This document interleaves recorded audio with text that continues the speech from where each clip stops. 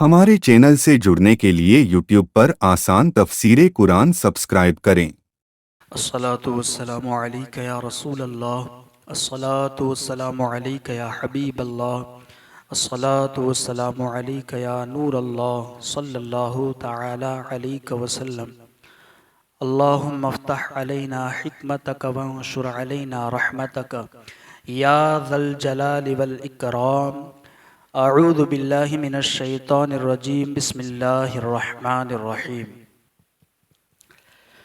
क़ुल या अहलल किताबि तआलौ इला कलिमतिन सवाइम बैनना व बैनकुम अल्ला नअबुद इल्लल्लाह वला नुश्रिक बिही शैअन वला यत्तखिज़ बअदुना बअदन अरबाबम मिन दूनिल्लाह फ़इन तवल्लौ फ़क़ूलु अशहदू बिअन्ना मुस्लिमून। सदक़ल्लाहुल अज़ीम। हज़रात मोहतरम, मैंने जो आयत करीमा आप हज़रात के सामने तिलावत की है, पारा नंबर 3 सूरह आले इमरान की आयत नंबर 64 है। इससे पहले हम ये सुन चुके कि अल्लाह के रसूल सल्लल्लाहु ताला अलैहि वसल्लम ने जब नजरान के ईसाइयों के सामने अल्लाह रब्बुल इज़्ज़त की तौहीद के दलाइल पेश किए, अल्लाह की तौहीद के सबूत पर दलाइल दिए और हज़रत ईसा अलैहिस्सलातु वस्सलाम की उलूहियत के बतलान पर दलाइल दिए, उनके खुदा न होने पर दलाइल दिए, तो उसमें वो मात खा गए। उसके बावजूद भी वो नजरानी के ईसाई जो है वो ईमान न लाए और इनकार कर बैठे। फिर अल्लाह के रसूल सल्लल्लाहु अलैहि वसल्लम ने उन्हें मुबाहले का चैलेंज किया। तो मुबाहले के चैलेंज को कबूल करने के बजाय उन्होंने मुबाहले के चैलेंज को सुनकर जिल्लत के साथ जुजिया देने पर वो राज़ी हो गए, पर मुबाहला करने पर भी राज़ी न हुए। उस वक्त भी वो ईमान न लाए। मगर अल्लाह के रसूल सल्लल्लाहु अलैहि वसल्लम की ये ख्वाहिश थी, आप उनके ईमान के हरीस थे, आप ये चाहते थे कि वो मोमिन हो जाए, वो ईमान ले आए, वो मुसलमान हो जाए। तो बार बार आप कोशिश करते रहते थे। तो अल्लाह रब्बुल इज़्ज़त ने भी अपने महबूब को कहा कि महबूब आप अपने नबूवत के फरीज़े को अंजाम देते रहे। तो और तीसरा रास्ता बताया गया, कुल या अहलल किताबि तआलौ इला कलिमतिन सवाइम बैनना व बैनकुम, कि ए हबीब तुम फरमा दो उन लोगों से, तुम फरमा दो कि ए अहले किताब ऐसे कलिमा की तरफ आओ जो हमारे और तुम्हारे दरमियान बराबर है। यानी कि हम और आप एक ऐसी बात पर इकट्ठा हो जाते हैं जो बात तुम्हारे और हमारे दरमियान मुत्तफ़क़ अलैह है, तुम्हारे और हमारे दरमियान बराबर है। एक ऐसी बात पर हम इकट्ठा हो जाते हैं। और वो बात कौन सी है? फरमाया गया अल्लाह नअबुद इल्लल्लाह, और वो ये है कि हम अल्लाह के सिवा किसी की इबादत न करें। क्या कहा गया? ए अहले किताब, जबकि पहले उलूहियत पर दलाइल देने के बाद, अल्लाह के तौहीद पर दलाइल देने के बावजूद भी वो न माने, मुबाहले पर भी न माने, तो अल्लाह के रसूल तो इनके ईमान के हरीस थे। फिर तीसरा रास्ता इख्तियार किया गया कि चलिए अब एक ऐसी बात पर हम और आप इकट्ठा हो जाते हैं जो तुम्हारे दरमियान और हमारे दरमियान मुत्तफ़क़ अलैह है, बराबर हैं दोनों के दरमियान। और वो ये है कि हम और आप अल्लाह की इबादत करें, अल्लाह के अलावा किसी की इबादत न करे, अल्लाह के अलावा किसी को अपना माबूद न बनाए। दूसरा ये कि और किसी को उसका शरीक न ठहराए, और इस बात पर मुत्तफिक हो जाएं कि हम और आप उसकी ज़ात में किसी को शरीक न ठहराएं, और हम में कोई एक अल्लाह के सिवा किसी दूसरे को रब न बनाए, और हम में से कोई भी एक दूसरे को रब न बनाए अल्लाह के अलावा। फिर कहा गया फिर भी अगर वो मुंह फेरे ए हबीब, इसके बावजूद भी अगर वो मुंह फेरें तो ए मुसलमानों तुम कह दो कि तुम गवाह रहो कि हम सच्चे मुसलमान हैं। यानी ये आयत करीमा का तर्जमा है कि यहूदो नसारा से ये कहा गया, अहले किताब से मुराद यहूदी भी है, अहले किताब से मुराद नसरानी यानी ईसाई भी है, क्योंकि वो आसमानी किताबों पर को मानने वाले हैं, इसलिए उन्हें अहले किताब कहा गया। यहूदी भी तौरेत के मानने वाले, मूसा अलैहिस्सलाम के पैरोकार, और ईसाई भी हजरत ईसा अलैहिस्सलाम के पैरोकार है। तो इसलिए उन्हें अहले किताब कहा गया। और अहले किताब से दोनों मुराद हैं कि आइए हम और आप एक ऐसी बात पर मुत्तफिक हो जाते हैं जो हमारे और तुम्हारे दरमियान बराबर है, और वो क्या है कि हम अल्लाह की इबादत करें। क्योंकि हजरत आदम अलैहिस्सलाम से लेकर हमारे नबी तक सारे नबियों ने यही दावत पेश की, सारे नबियों ने अपनी उम्मतों को अल्लाह ही की इबादत की तरफ बुलाया और अल्लाह ही की तौहीद की दावत दी। तो ये सब में बराबर हैं कि हम सिर्फ अल्लाह की इबादत करें, और वो ये है कि हम अल्लाह की इबादत करें, किसी को उसका शरीक न ठहराएं, और हम अल्लाह के अलावा किसी और को आपस में एक दूसरे को खुदा न बनाएं। ये बातें, तीन बातें इन्हें कही गई।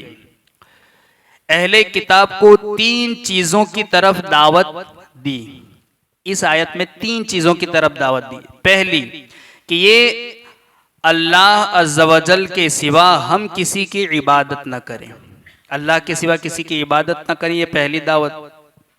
दूसरी, जिसमें कुरान, तौरेत और इंजील सब मुत्तफिक हैं, यानी ये जो पहली भी है, जो कहा गया कि हम अल्लाह के अलावा किसी की इबादत न करें, तो इस बात में कुरान हो, तौरेत हो, इंजील हो, सारी आसमानी किताबें मुत्तफिक हैं। तो इसमें सब मुत्तफिक हैं और उनमें कोई इख्तिलाफ नहीं है कि अल्लाह के सिवा किसी की इबादत न करें। दूसरी बात ये उन्हें कही गई कि हम किसी को अल्लाह ताला का शरीक न ठहराएं, न हजरत ईसा अलैहिस्सलाम को और न हजरत उज़ैर अलैहिस्सलाम को, और न किसी को, और ये बात यकीनन पहली बात मानने के मुतरादिफ है।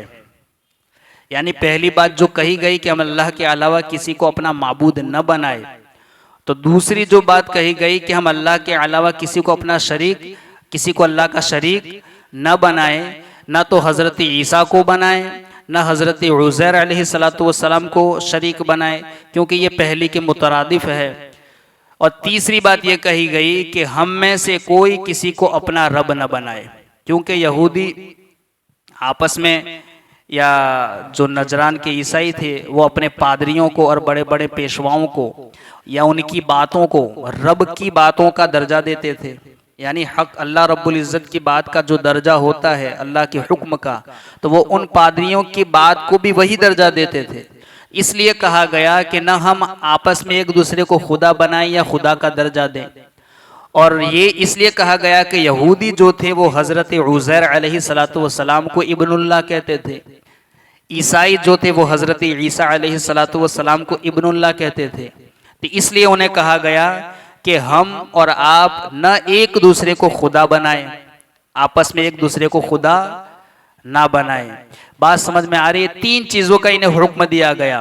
पहली चीज के ये बताया गया कि आइए हम और आप एक ऐसी बात पर इकट्ठा हो जाते हैं जो हमारे और तुम्हारे दरमियान बराबर है, और वो ये है जो तौरेत में भी कही गई, इंजील में भी कही गई और कुरान में भी कही गई कि हम और आप एक अल्लाह की इबादत करें।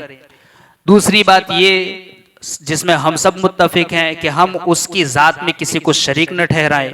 और तीसरी बात ये कि हम अल्लाह के अलावा किसी को खुदा न बनाएं, जैसे कि यहूदी उज़ैर अलैहिस्सलाम को बनाते थे, नसरानी ईसाई ईसा अलैहिस्सलाम को बनाते थे। इसलिए उन्हें कहा गया। अब इख्तिलाफ करने का इस आयत करीमा से ये बात समझ में आती है कि इख्तिलाफ को ख़त्म करने का एक उम्दा तरीक़ा बताया गया है, और वो ये है कि जो उम्दा तरीक़ा क्या है कि जो मुश्तरका और मुत्तफ़िका चीज़ें हैं उन्हें तय कर लिया जाए ताकि इख्तिलाफी उमूर मुमताज़ हो जाएं। यानी कि जिसमें यानी किसी दो लोगों के दरमियान किसी बात को लेकर अगर इख्तिलाफ है तो एक चीज़ में इख्तिलाफ है तो इख्तिलाफ बढ़ता जाए। इससे बेहतर है कि उस इख्तिलाफ वाली चीज़ को छोड़कर जिसमें वो दोनों राज़ी हैं, मुत्तफ़िक हैं, उन बातों को पहले तय कर लिया जाए ताकि इख्तिलाफ मज़ीद आगे ना बढ़े और वो मुमताज़ हो जाए कि किस में इख्तिलाफ है, सारी चीज़ों में तो नहीं है, उनकी तादाद कम हो जाए और बहस सिर्फ उन्हीं पर मुनहसर रहे। वरना होता यह है कि जब बहस की जाती है तो कभी इख्तिलाफी मौजू ज़ेरे बहस आता है और कभी इत्तिफाकी पर बहस शुरू हो जाती है। कभी कभी शुरू ऐसा होता है कि बहस किसी एक बात पर हो रही है जिस पर न ये इत्तिफाक करता है न ये इत्तिफाक करता है, बात इस पर हो रही थी, होते होते कभी उस पर भी चली जाती है जिस पर दोनों मुत्तफिक थे मगर झगड़ा फिर भी हो रहा है। तो इसलिए इस आयत से हमें यह भी उम्दा तरीका मिलता है कि पहले जब किसी में इख्तिलाफ हो तो पहले उन उमूर को तय कर लिया जाए कि दोनों किस चीज़ पर मुत्तफिक हैं। जिस पर दोनों मुत्तफिक हैं उन्हें साइड में कर दिया जाए और जिसमें इख्तिलाफ है उसमें बहस की जाए ताकि आसानी पैदा हो। या अहलल किताब लिम तुहाज्जून फी इब्राहीम वमा उन्ज़िलतित तौरात वल इंजील इल्ला मिन बअदिही अफला ताक़िलून। ये आयत नंबर 65 है। अब ये यहूदी और ईसाई इतने बड़े बेवकूफ़ थे कि होना तो ये चाहिए कि हमें जिस चीज़ में गौर व फिक्र करना चाहिए उसमें करना चाहिए जिसमें हमारा फ़ायदा हो, मगर ये लोग ऐसी बातों में गौर व फिक्र करते थे और ऐसी बातों में झगड़ते थे कि इनका झगड़ा और जिस बात पर वो झगड़ते थे अगर उस बात को कोई आम इंसान भी सुन ले तो वो भी ये फैसला करने पर मजबूर हो जाए कि बड़े बेवकूफ़ है। और उसी को इस आयत में बयान किया गया है। कहा गया, ए अहले किताब, तुम इब्राहीम के बारे में क्यों झगड़ते हो। यहूदी और ईसाई ये दोनों हज़रत इब्राहीम अलैहिस्सलातु वस्सलाम के बारे में झगड़ते थे। तो कहा गया, अहले किताब, तुम इब्राहीम के बारे में क्यों झगड़ते हो, हालांकि तौरेत और इंजील तो उतरी ही उनके बाद है। तो क्या तुम्हें अक्ल नहीं, क्या तुम बेवकूफ़ हो, क्या तुम्हें अक्ल नहीं। यानी कि ईसाई ये कहते थे कि हज़रत इब्राहीम अलैहिस्सलातु वस्सलाम जो है वो ईसाई थे या हमारे मज़हब पर थे, और यहूदी वो कहते थे कि वो यहूदी थे। हालांकि उन बेवकूफ़ों को इतना नहीं पता, वो जानते भी हैं मगर बहस कर रहे हैं कि हज़रत इब्राहीम अलैहिस्सलातु वस्सलाम का ज़माना हज़रत मूसा अलैहिस्सलातु वस्सलाम के ज़माने से 1000 साल पहले का है और हज़रत ईसा अलैहिस्सलातु वस्सलाम के ज़माने से 2000 साल पहले का है। तो जब उनके ज़माने में तौरात और इंजील थी ही नहीं तो वो ईसाई और यहूदी कैसे हो सकते हैं। हज़रत तौरात और इंजील तो उनके बाद में आई है। फिर एक सवाल ये पैदा होता है कि जब हज़रत इब्राहीम अलैहिस्सलातु वस्सलाम का ज़माना बहुत पहले है, इनका ज़माना बाद में है, तो आज के मुसलमान भी तो ये कहते हैं कि हम मिल्लत इब्राहीमी पर है, तो इसका क्या जवाब होगा। तो इसका जवाब ये है कि हम हज़रत इब्राहीम अलैहिस्सलातु वस्सलाम को अपने दीन का ताबे नहीं कहते, बल्कि हम उनके ताबे हैं ये मानते हैं, मिल्लत इब्राहीमी के हम ताबे हैं ये कहते हैं। वो इस एतबार से कि जिस तरीके से जिस तौहीद के अंदर जो दावत उन्होंने पेश की अल्लाह रब्बुल इज़्ज़त की तौहीद पर, वही दावत हमारे नबी ने भी पेश की, और जो रिसालत की दावत उन्होंने पेश की थी वही रिसालत की दावत हमारे नबी ने भी पेश की। जो उसूल उनके लिए थे वो उसूल हमारे लिए भी हैं कि अजाब के है कि अल्लाह की इबादत न करने पर अजाब देना वगैरह जो भी चीज़ें हैं।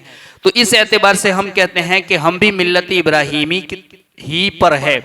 मगर यहूदियों का और ईसाइयों का झगड़ना कि वो ईसाई थे या यहूदी थे, क्योंकि हज़रत इब्राहीम का ज़माना तो इनसे बहुत पहले का है, तो ये बेवकूफ़ी वाली बात है। इसी को कुरान ने वाज़े किया, क्या तुम्हें अक्ल नहीं।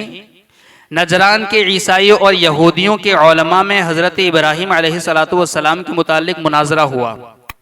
यहूदी कहते थे कि आप अलैहिस्सलातु वस्सलाम यहूदी थे लिहाजा हमारा दीन बड़ा है, और ईसाई कहते थे कि हज़रत इब्राहीम अलैहिस्सलातु वस्सलाम ईसाई थे लिहाजा हमारा दीन बड़ा है। नसरानी और यहूदी दोनों झगड़ रहे थे कि इब्राहिम ईसाई थे, वो कहते थे कि यहूदी थे, इसलिए हमारा दिन बड़ा है। आखिरकार उन दोनों ने सरकार आली वक़ार सल्लल्लाहु अलैहि वसल्लम को अपना हाकिम बनाया। ईसाइयों ने और यहूदियों ने फैसला करने के लिए हुजूर को अपना हाकिम बनाया। तो इस पर यह आयत करीमा नाजिल हुई, कौन सी? या अहलल किताब लिमा तुहाज्जून फी इब्राहीम वमा उन्ज़िलतित तौरात वल इंजील इल्ला मिन बअदिही अफला ताक़िलून, क्या तुम्हें अक्ल नहीं कि इब्राहिम का ज़माना, इसके बाद क्यों झगड़ते हो, हालांकि तौरात और इंजील तो उतरी ही उनके बाद है। ये आयत नाजिल हुई जिसमें उन बेवकूफ़ों की इंतहाई जहालत जाहिर फरमाई गई कि यहूदियत हज़रत मूसा अलैहिस्सलातु वस्सलाम और नसरानियत हज़रत ईसा अलैहिस्सलातु वस्सलाम से जारी हुई, और हज़रत इब्राहीम अलैहिस्सलातु वस्सलाम उन दोनों बुज़ुर्गों से कई सौ साल पहले हुए हैं। हज़रत इब्राहीम का ज़माना बहुत पहले है, तो इनका झगड़ना कि वो यहूदी थे या ईसाई थे, ये बेवकूफ़ी है। तो वो यहूदी या ईसाई कैसे हो सकते हैं? चुनांचे फरमाया, ए अहले किताब, तुम इब्राहीम अलैहिस्सलातु वस्सलाम के बारे में क्यों झगड़ते हो, वो यहूदी है या ईसाई थे, हालांकि तौरात और इंजील तो उतरी ही उनके बाद है। तो क्या तुम्हें इतनी भी अक्ल नहीं कि कई सौ साल पहले वाला शख्स बाद वाले गिरोह में शामिल नहीं हो सकता? क्या तुम्हें इतनी भी अक्ल नहीं कि जो पहले वाला शख्स है वो बाद वाले गिरोह में शामिल कैसे हो सकता है? इससे ये भी साबित होता है कि जो बुजुर्गों पर कोई एतराज करे तो बुजुर्गों की एतराज या बुजुर्गों का दिफा करना ये सुन्नत इलाही है। इससे मालूम हुआ कि बुजुर्गों से लोगों के इल्ज़ाम दूर करना, बुजुर्गों से लोगों के इल्ज़ाम को दूर करना ये सुन्नत इलाहिया है। उनकी अज़मत की हिमायत करना महबूब चीज़ है। अल्लाह ताला ने हज़रत इब्राहीम अलैहिस्सलातु वस्सलाम और हज़रत सुलेमान अलैहिस्सलातु वस्सलाम और दीगर बहुत से अंबिया किराम अलैहिमुस्सलातु वस्सलाम पर होने वाले एतराज़ात को दूर फरमाया है। तो इससे पता चलता है कि इब्राहीम अलैहिस्सलातु वस्सलाम और सुलेमान अलैहिस्सलातु वस्सलाम के पर होने वाले इस एतराज का जवाब देकर तो हमें भी पता चलता है कि जो इल्ज़ाम बुजुर्गों पर होते हैं उन इल्ज़ाम का दूर करना ये सुन्नत इलाहिया है। अब दूसरी एक चीज़ के इस आयत मुबारका से इल्म तारीख़ की अहमियत भी वाज़े होती है। तारीख़ी इल्म तारीख़ की अहमियत कैसे वाज़े होती है? इसकी हकीकत यह है कि तारीख़, यहाँ तारीख पर ही हकीकत का दारोमदार है कि हज़रत इब्राहिम का ज़माना बहुत पहले है और नसरानियत और यहूदियत ये बाद का है, ये तारीख से पता चलता है। तो फिर ये झगड़ना ये बेवकूफ़ी है। तो तारीख बड़ी अहमियत की हामिल है। फ़ी ज़माना यानी कि आज के ज़माने में इल्म तारीख की वैसे भी बहुत ज़रूरत है, क्योंकि हमारे ज़माने के बहुत से गुमराह लोग, ये काबिल तवज्जो बात है, सुनने के लायक है कि हमारे ज़माने में इल्म तारीख़ की वैसे भी बहुत ज़रूरत है, सही इल्म तारीख़ की, क्योंकि हमारे ज़माने के बहुत से गुमराह लोग तारीख़ को मस्ख़ करके ही लोगों को गुमराह कर रहे हैं। तारीख़ को, असल तारीख़ को मिटाकर गलत सलत बातें बता करके लोगों को गुमराह कर रहे हैं। यूं ही इल्म अस्माउर रिजाल हकीकतन तारीख पर ही दारोमदार रखता है। इल्म अस्माउर रिजाल ये एक फ़न है। हदीस के अंदर फ़न दिरायत हदीस का एक शोबा है कि हदीस के जो रावी होते हैं, रिवायत करने वाले, उन रावियों के अहवाल और उनके अखलाक, उनके किरदार पर जिस इल्म में बहस होती है उस इल्म को इल्म तारीख़ इल्म अस्माउर रिजाल कहा जाता है। यानी कि उस इल्म में हदीस के रावियों के अखलाक और किरदार पर बहस होती है। फिर उस एतबार से उस हदीस के मोतबर और नामोतबर होने का फैसला किया जाता है। अगर रावी के किरदार और अखलाक पर जरह पड़ती है या फिर ऐसी कोई चीज़ निकलती है जिससे रावी ज़ईफ़ साबित हो जाता है, अखलाक और किरदार सही नहीं होता, तो फिर हदीस के मोतबर और नामोतबर होने का फैसला किया जाता है। तो उसमें भी इल्म अस्माउर रिजाल में भी तारीख़ का दारोमदार होता है। नीज़ कौमों के उरूज, कौमों के ज़वाल इसमें भी इसका सबब है कि कौम की तरक्की हो या कौम की तनज़्ज़ुली हो, इसमें भी तारीख़ का बहुत बड़ा किरदार है। अलबत्ता अपने तौर पर हर एक को तारीख़ की इजाज़त नहीं, हर एक को अपने तौर पर तारीख़ की इजाज़त नहीं, क्योंकि मौजूदा तारीख़ में बहुत सी गुमराह कुन बातें शामिल हैं। मौजूदा तारीख़ में बहुत सी गुमराह कुन बातें शामिल हैं। बेइल्म आदमी पढ़ेगा तो मारा जाएगा, बेइल्म आदमी पढ़ेगा तो मारा जाएगा। किसी मुस्तनद आलिम की रहनुमाई में तारीख़ पढ़नी चाहिए। ये तारीख़ की बड़ी अहमियत है, मगर हर एक को पढ़ने की इजाज़त नहीं होती। बेइल्म पढ़ेगा तो मारा जाएगा, क्योंकि बहुत सी गुमराह कुन बातें तारीख़ में आज लिखी जा चुकी है। इसलिए किसी सही आलिम की रहनुमाई में तारीख़ को पढ़ना चाहिए। अल्लाह रब्बुल इज़्ज़त की बारगाह में दुआ है, कही सुनी बातों पर हम सबको अमल की तौफ़ीक़ अता फ़रमाए। अल्लाहुम्मा रब्बना नव्विर क़ुलूबना बिल क़ुरआन व ज़य्यिन अख़लाक़ना बिल क़ुरआन व नज्जिना मिनन नार बिल क़ुरआन व अदख़िलना फ़िल जन्नति बिल क़ुरआन। अल्लाहुम्मा रज़ुक़ना तिलावतल क़ुरआन, अल्लाहुम्मा हदिना हिदायतल क़ुरआन, अल्लाहुम्मा रब्बना आतिना शफ़ाअतल क़ुरआन। व सल्लल्लाहु तआला अला खैरि ख़ल्क़िही व नूरि अर्शिही मुहम्मदिन व अला आलिही व अस्हाबिही अजमईन बिरहमतिक या अरहमर राहिमीन।